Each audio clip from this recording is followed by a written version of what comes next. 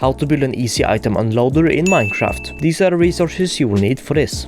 Now before we get started, an item unloader can be used for many things. Now primarily you will see it in some farms, like for example in the squid farm that I made, link down below, or for example in the sea pickle farm, which I have also made a tutorial about. Now how this farm works is that it pretty much produces sea pickles. As you see, the hopper minecart will pick them up, and whenever hopper minecart stops where we have the item deloader, it will stop moving, drop off the items, and they will be sent into the chest. And then whenever it's empty of items, it will start going back and forth. And then when it comes back again, if we wait a second, it will stop down here again and it will drop off all the items. And then when it's out of items again, it will start going.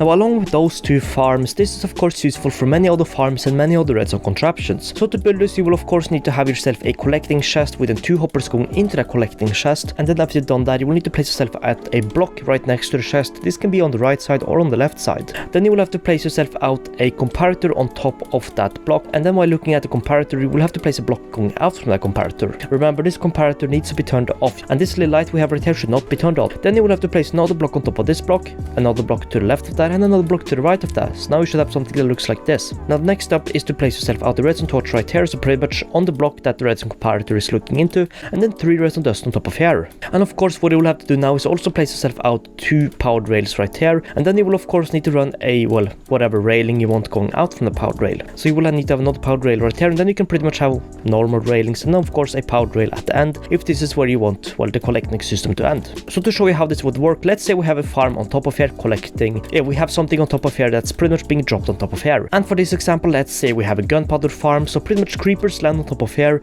they die or whatever, and we have gunpowder right here. Or let's say we for example have magma blocks right here that the creeper is dying on. These items will of course drop on top of here, and let's see how this works. So to start this, what you will do is pretty much place yourself out a hopper minecart and make sure it goes back and forth. After you made sure of that, you will see that it will, stop down here and then go back. However, if I drop a stack of gunpowder on top of here, let's say some creepers drop that, whenever it comes down here, it will stop and it will start deloading that gunpowder into the chest without going back and forth. And when this is done deloading all the items in a couple seconds, it will start going back again. Now you might wonder, in what situation will you actually need this? Well, in a small farm that doesn't produce too many items, you might not need this, but in a farm that's fairly big, like for example the squid farm I showed earlier, now having a design like this is pretty useful. However, let's take this squid farm for example. Now this squid farm is pretty big, and as you can see, we have a lot of, well, railings for the hopper minecart is going back and forth on. Now this pretty much means that although this won't be a problem in this farm, since this minecart is going back and forth so often, there is a chance that a lot of squids are gonna die on top of here. And if we just had, let's say, another design right here, so let's say we just had 2 hoppers going down into a chest right here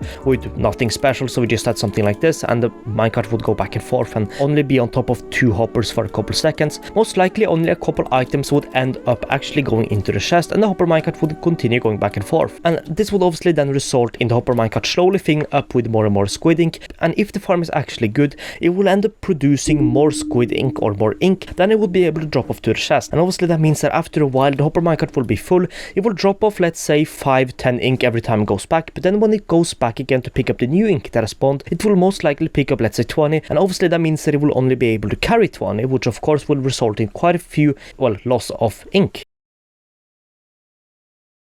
So anyways, that is pretty much it for this one. I hope you enjoyed this and I hope you found this helpful. Now if you have any questions about how this works or anything like that, feel free to ask down below and I'll try to answer your questions as quickly as possible. Anyways, thank you so much for watching, and I'll see you all in the next one. Peace out.